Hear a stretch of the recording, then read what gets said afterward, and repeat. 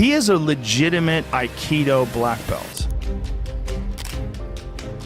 Imagine stepping into the glitzy, adrenaline-fueled world of 1980s and 1990s Hollywood, where muscle-bound heroes ruled the silver screen with flying kicks and unbreakable stares.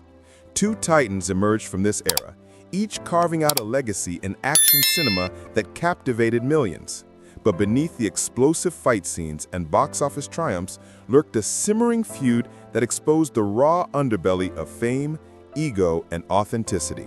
Jean-Claude Van Damme, the Belgian powerhouse with lightning-fast splits and real-world fighting creds, versus Steven Seagal, the enigmatic Aikido master shrouded in mystery and bold claims. Their rivalry wasn't just about who could deliver the better roundhouse kick. It was a battle of truth versus myth, humility versus bravado. What started as subtle jabs escalated into a near-brawl at a star-studded party, and even whispers of a $20 million showdown that never happened. If this sounds like the ultimate action movie plot, you're right, except this one is real. Buckle up, because we're about to unpack the full story, from their meteoric rises to the controversies that still echo today. If you're hooked already, smash that like button and subscribe for more deep dives into Hollywood's wildest tales. Don't forget to ring the notification bell so you never miss an episode. The rise of two action heroes, from dojos to blockbusters. Picture this: it's the late 1980s and the action film genre is exploding like a grenade in a bad guy's lair. Arnold Schwarzenegger and Sylvester Stallone are household names, but a new wave of martial arts stars is crashing onto the scene, bringing exotic martial arts styles and larger-than-life personas. It's at the forefront are Jean-Claude Van Damme and Steven Seagal, two men who seem destined to dominate, but whose paths to stardom couldn't have been more different. This chapter sets the stage for their epic clash, exploring how these underdogs became icons and why comparisons between them ignited the first sparks of tension. Stick with me, because what seems like healthy competition is about to turn personal. Steven Seagal burst onto the Hollywood scene in 1988 with his debut film Above the Law. Marketed as more than just an actor, Seagal was portrayed as a bona fide martial arts expert with a shadowy past. His specialty? Aikido, a Japanese martial art emphasizing redirection of an opponent's energy through joint locks, throws, and fluid movements. Seagal claimed to be a 7th Dan black belt, and stories swirled about him being the first Westerner to open and operate an Aikido dojo in Japan. He even boasted of connections to covert operations, including training CIA agents and ties to law enforcement. Whether these tales were fact or fiction didn't matter at first. Fans ate it up. Seagal's on-screen presence was stoic, deliberate, and intimidating. He moved like a force of nature, effortlessly dispatching villains with wrist snaps and minimal effort. Films like Hard to Kill and Marked for Death solidified his image as the untouchable tough guy, grossing millions and turning him into a box office draw. But let's dig deeper into Seagal's origins. Born in Lansing, Michigan in 1952, Seagal reportedly started studying Aikido as a teenager after lying about his age to work at a restaurant where a cook introduced him to the art. By the 1970s, he had moved to Japan, marrying into a prominent Aikido family and taking over a dojo in Osaka. His ex-wife, Miyako Fujitani, confirmed some of this, but disputes arose over the extent of his achievements. Seagal's claims grew more extravagant over time. He alleged involvement in fighting the Yakuza and even spiritual warrior status. Critics in the martial arts community began whispering, where was the proof? Aikido, while beautiful and philosophical, isn't competitive like other arts. There are no tournaments to verify prowess. Seagal's style relied on compliant partners in demonstrations, leading some to question its real-world effectiveness. Yet in Hollywood, his mystique worked wonders. He wasn't just acting, he was living the role of the enigmatic master. On the flip side of this brooding persona was Jean-Claude Van Damme, the muscles from Brussels. Born Jean-Claude Camille Francois van Varenberg in Belgium in 1960, Van Damme's jersey was grounded in sweat, discipline, and verifiable accomplishments. Enrolled in Shotokan karate at age 10 by his father, he earned his black belt by 18, but he didn't stop there. Van Damme dove into kickboxing, full-contact karate, Muay Thai, and even ballet to enhance his flexibility. His competitive records speak volumes. As an amateur in semi-contact karate, he amassed 44 wins and just 3 losses, many by KO. In professional kickboxing, he went 18-1, with all victories via KO. In 1979, he helped lead the Belgian karate team to victory at the European Karate Championships. This wasn't hype. These were documented bouts in rings across Europe where he faced real opponents and emerged victorious. Van Damme's Hollywood breakthrough came in 1988 with Bloodsport, a film based loosely on the life of Frank Dux, but showcasing Van Damme's athleticism in raw, visceral fight scenes. His signature splits, spinning heel kicks, and charismatic flair wowed audiences. Follow-ups like Kickboxer, Cyborg, and Lionheart cemented his status as a superstar. Unlike Seagal's slow, powerful style, Van Damme was all speed, grace, and showmanship. He incorporated ballet influences for those iconic high kicks, turning fights into balletic spectacles. Fans loved his vulnerability too. He often played underdogs who triumphed through heart and skill. As both stars rose, the media couldn't resist pitting them against each other. Seagal, the mysterious Aikido sensei with alleged spy ties, Van Damme, the flashy kickboxer with tournament trophies. On the surface, it was exciting, rivalry, but behind the scenes, cracks formed. Seagal reportedly dismissed Van Damme as a ballet dancer, mocking his flexible acrobatic style. Van Damme, ever the professional, initially brushed it off, focusing on his craft. Yet the comparison stung, especially as Seagal's ego ballooned. He belittled not just Van Damme, but legends like Chuck Norris, a world karate champion, and Bruce Lee's students, claiming superiority without evidence. This early tension wasn't just about styles, it hinted at deeper insecurities. Seagal's unverified claims clashed with Van Damme's proven track record, setting the stage for resentment. As their films competed for box office dollars, what could have been mutual respect soured into disdain. But hold on, because this is just the beginning. Up next, we dive into the ego clashes and disrespect that turned whispers into roars. If this history has had you fired up, hit that subscribe button and like this video. We've got so much more to uncover. Ego and disrespect, where the beef truly began. Have you ever wondered what happens when two alpha males in the same arena start sizing each other up? In Hollywood action world, egos are as explosive as the stunts, and the feud between Jean-Claude Van Damme and Steven Seagal proves it. This wasn't a scripted rivalry for publicity. It was raw, personal, and rooted in years of subtle and not-so-subtle insults. As we peel back the layers, you'll see how Seagal's pattern of belittling others clashed with Van Damme's quiet confidence, pushing their relationship from competition to confrontation. Keep watching, because the drama is about to escalate, and you won't want to miss the explosive details. By the early 1990s, both men were at their peaks. Seagal's films like Under Siege, 1992, grossed over $150 million worldwide, blending his Aikido with high-stakes plots. Van Damme countered with hits like Universal Soldier, 1992, and Hard Target, 1993, showcasing his dynamic kicks and earning critical nods for his physicality. But instead of camaraderie among action icons, Seagal made his disdain clear. In interviews, he questioned Van Damme's credentials, calling him all flash and no substance. One infamous quote attributed to Seagal, "Van Damme couldn't fight his way out of a paper bag." It was a direct shot at Van Damme's tournament history, implying it was exaggerated or irrelevant. This wasn't isolated. Seagal had a habit of trash-talking peers. He dismissed Chuck Norris, saying his karate championships didn't translate to real fights. He even claimed Bruce Lee was just an actor, igniting backlash from Lee's family and students. Then there was the infamous incident with judo legend Gene LeBell on the set of Out for Justice 1991. Seagal boasted no one could choke him out. LeBell allegedly did just that, leaving Seagal unconscious and reportedly soiling himself, according to some accounts. LeBell, a respected stuntman, later confirmed the choke, but downplayed the messier details. These stories painted Seagal as arrogant, unwilling to back up his words.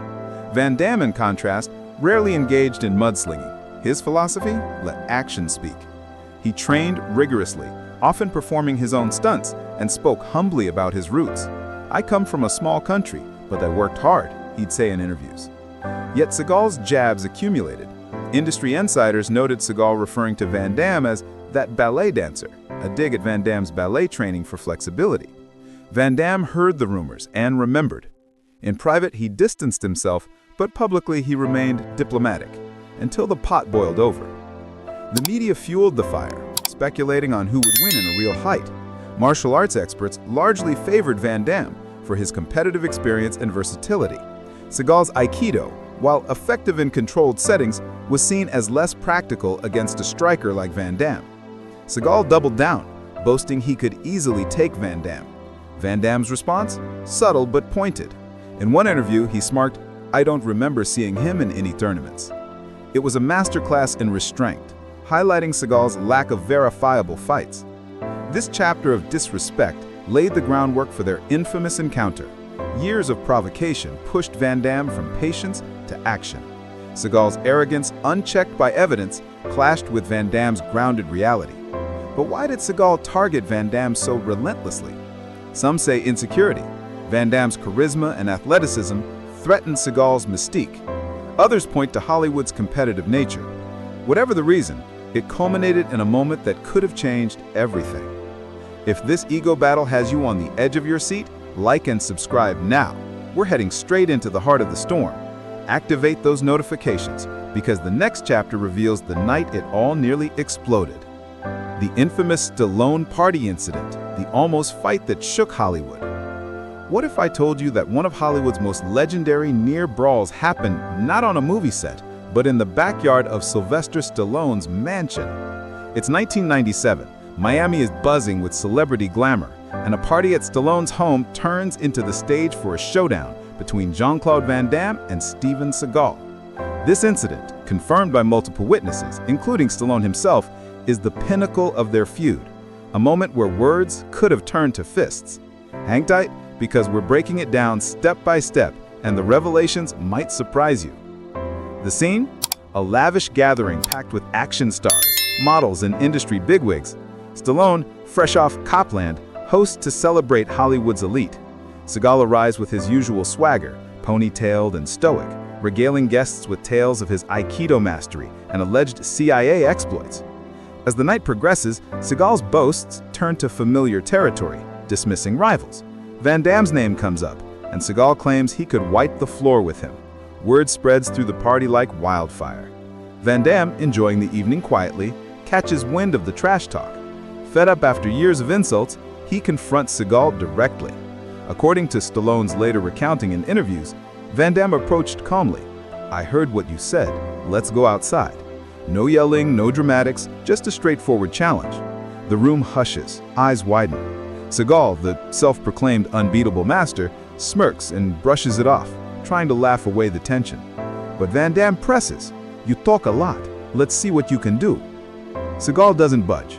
Instead of accepting, he excuses himself and leaves the party. Van Damme, adrenaline pumping, follows him out, repeating the challenge. Again, Seagal declines. Stallone described it as surreal. Van Damme was tired of Seagal saying he could kick his ass. Seagal wanted none of it. He fled. Other witnesses, like producer Peter Gunder, corroborated the story. No punches were thrown, but the damage was done. Seagal's tough guy image cracked.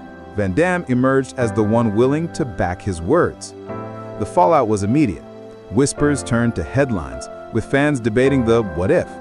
Experts leaned toward Van Damme, his kickboxing speed versus Seagal's Aikido redirection.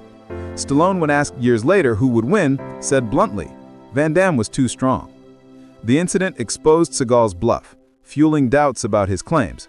Why back down if you're the real deal? This near fight became folklore, symbolizing authenticity. Van Damme didn't gloat, he let the story speak. But it opened floodgates for more scrutiny. If you're loving this insider scoop, pause and hit like.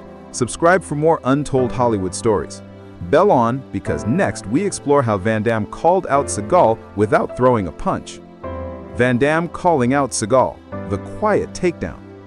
In the aftermath of the Stallone party, Jean-Claude Van Damme didn't need megaphones or tabloid rants to dismantle Seagal's facade. His approach was surgical, measured words in interviews that exposed cracks without descending into pettiness. This chapter uncovers how Van Damme turned the tables, using subtlety and facts to question Seagal's authenticity.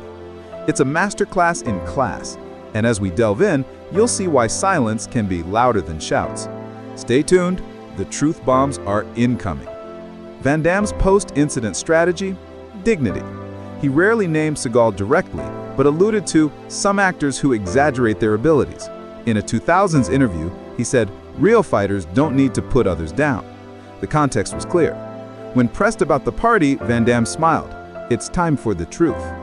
He highlighted his own path, real tournaments, black belts, KOs, contrasting it with unverified boasts. Seagal's claims unraveled under scrutiny. His CIA training, no evidence. Japan dojo claim, disputed by ex-wife. Van Damme evolved, embracing self-deprecation in films like JCVD 2008, while Seagal isolated himself with outlandish tales. Van Damme's quiet confidence won public opinion. In 2023, he revealed a $20 million Vegas fight Seagal declined, saying he turned it down. It was vindication without venom. This takedown wasn't about destruction, it was about truth. If this inspires you, like and subscribe now. Notifications on for the next twist. The martial arts credentials question. Real fighter versus movie faker. At the Feud's core lies a timeless debate. Who's genuine in martial arts and who's Hollywood hype? Jean-Claude Van Damme and Steven Seagal embody opposites. Proven competitor versus enigmatic claimant. This chapter dissects their backgrounds, controversies, and why credentials matter. Prepare for eye-opening facts. This might change how you view action heroes. Van Damme's creds are ironclad.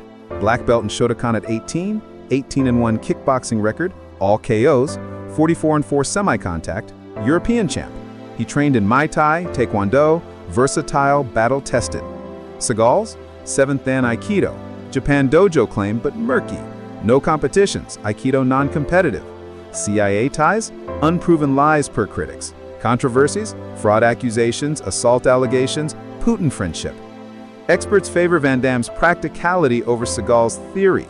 Van Damme showed, Seagal told. This divide exposed Seagal's myth. Loving the breakdown? Smash like, subscribe, bell on. We're wrapping up with legacies. Legacy and public opinion. Who came out on top? Decades later, the Van Damme-Seagal feud symbolizes authenticity. Van Damme, now 65, remains respected, flawed but real, with a net worth over $40 million in recent films. Seagal, 73, faded amid controversies, assault suits, Russian citizenship, and weight gain. Public verdict?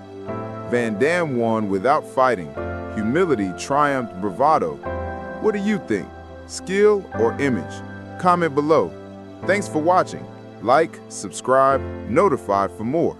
See you next time.